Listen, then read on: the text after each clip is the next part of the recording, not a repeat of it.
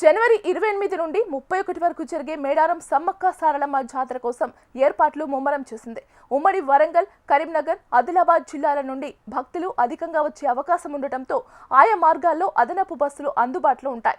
మేడారం వెళ్లే ఆర్డినరీ మరియు ఎక్స్ప్రెస్ బస్సులలో కూడా మహాలక్ష్మి పథకం కింద మహిళలకు ఉచిత ప్రయాణ సౌకర్యం వర్తిస్తుందని సంస్థ స్పష్టం చేసింది. అయితే దూర ప్రాంతాల నుండి నడిచే లగ్జరీ బస్సులకు ఇది వర్తించదు. పండుగలు మరియు జాతరల సమయంలో నడిపే ప్రత్యేక బస్సుల్లో సాధారణ ఛార్జీ కంటే 50% అదనంగా వసూలు చేసేందుకు ఆర్టీసీ అనుమతి ఉంది. ఈ నిబంధన మేడారం ప్రత్యేక బస్సులకు వర్తిస్తుంది.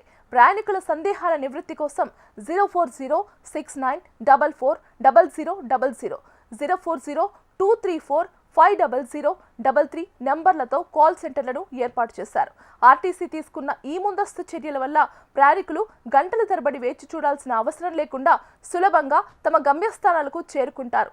సంక్రాంతి పండుగ రద్దీని తట్టుకునేందుకు తెలంగాణ రాష్ట్ర రోడ్డు రవాణా సంస్థ భారీ ఏర్పాట్లు చేసింది.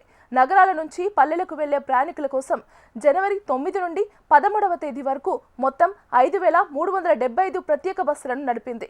హైదరాబాద్లోని ప్రధాన కూడళ్ల వద్ద ఎలాంటి ఇబ్బందులు కలగకుండా పక్కా ప్రణాళికతో ప్రయాణికులను వారి గమ్యస్థానాలకు చేరవేసింది.